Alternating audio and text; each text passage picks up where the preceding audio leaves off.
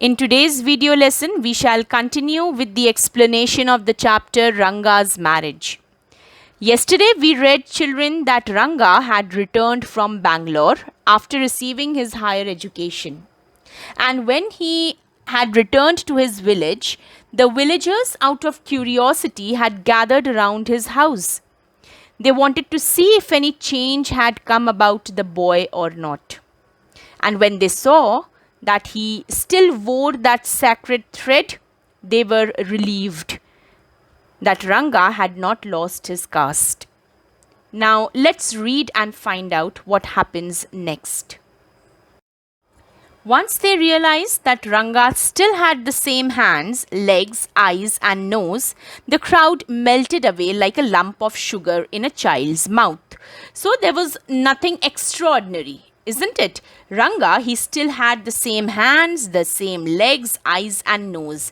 And the crowd, it slowly faded away like a lump of sugar in a child's mouth. Means there was nothing exciting, there was nothing new, there was nothing spicy that they could gather, and hence they left.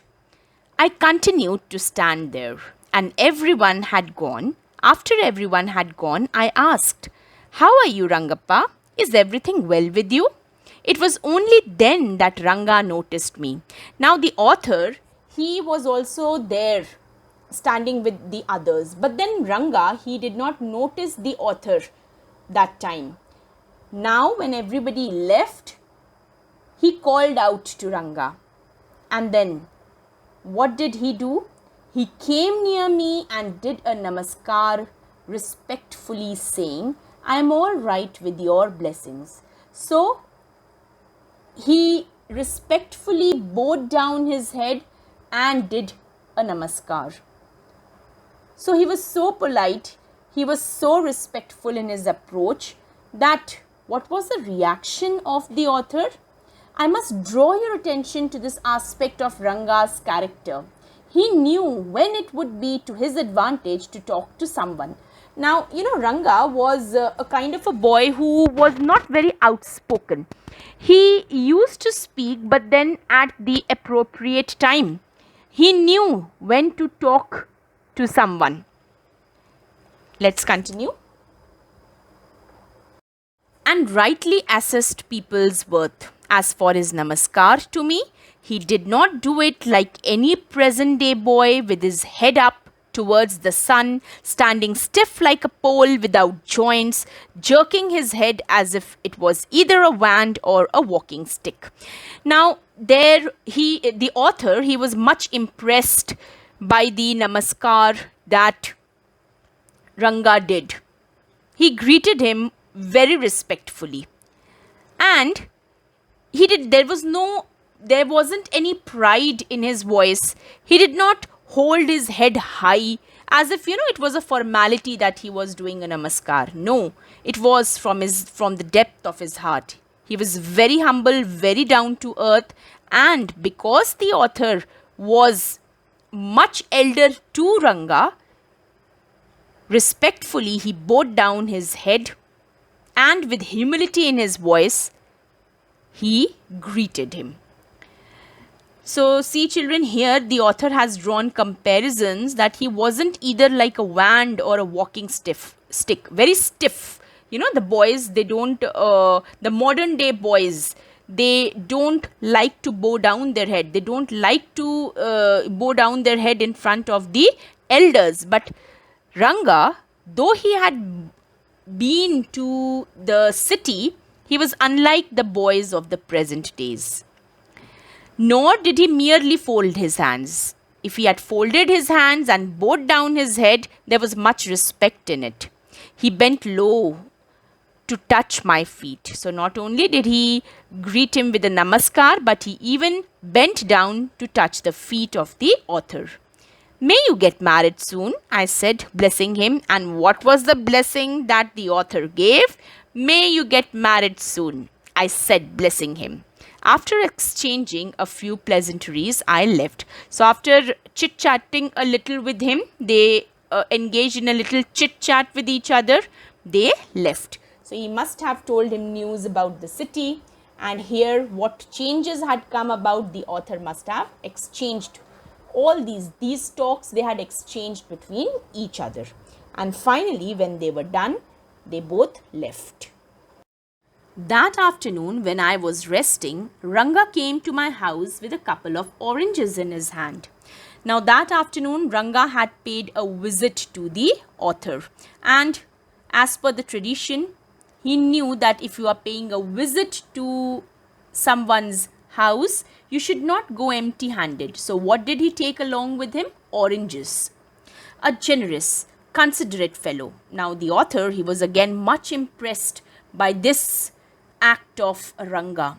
He was such a generous, kind-hearted and considerate fellow, thoughtful boy. It would be a fine thing to have him marry. Now here he's planning about his marriage. So there is something going on in the head of the author. And what is he planning? Ranga's marriage. I must settle him down and he can be of service to society. He says that I must get him married, settle him down, and then he can fulfill his duties towards the society. For a while, we talked about this and that. So they talked about different topics. They talked on different topics. And then finally, the author came to the main point. And what did he ask Ranga? Ramgappa, when do you plan to get married? So when are you planning to get married? And what answer did the boy Ranga give? I am not going to get married now. He said that I have no plans to get married. As of now, I have no plans to get married. Let's read what happens next. Now Ranga, he says that I am in no hurry to get married. Then he says that I have a reason also behind it. I need to find the right girl. I know an officer who got married only 6 months ago. He is about 30 and his wife is 25, I am told. Now he says that I am still very young. I know an officer who recently got married. He is 30 years old and his wife is 25. So I am still very young. They will be able to talk lovingly to each other. Now see, because of the age gap and because they are quite matured, the boy and the girl make an ideal couple. They will be able to talk lovingly to each other, and most importantly, they will be able to understand each other. Let's say I married a very young girl. She may take my words spoken in love as words spoken in anger. Now, in villages, what happens, children? You know, the young girls, they are married off at a very young age. Now, he says that if I'm married off, I'm also very young. My wife would definitely be younger to me. There would be a mismatch. She might take my words spoken in love as words spoken in anger. Why? Because of her immaturity.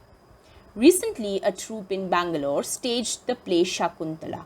There is no question of Dushyanta falling in love with Shakuntala. Okay, there is no question. It's so absurd that Dushyanta, the king, is falling in love with Shakuntala, a girl staying in the jungles. If she were young, like the present day brides is there. So he's saying that she is so young. How could Dushyanta fall in love with Shakuntala? What would have happened to Kalidasa's play? Then, there wouldn't have been any spice or any storyline for Kalidasa's play. If one gets married, it should be to a girl who is mature. Now, he's saying that one must get married to a girl who is matured enough. Otherwise, one should remain a bachelor. That's why I am not marrying now. So, this is the reply. This is the explanation Ranga gives to the author for not getting married. He says that until and unless I find the right girl who is matured enough, I would prefer to remain a bachelor. And that's why I am not marrying now. Okay, children, I shall end my explanation here. Read the chapter. It's a very interesting story. Read and enjoy it. Thank you.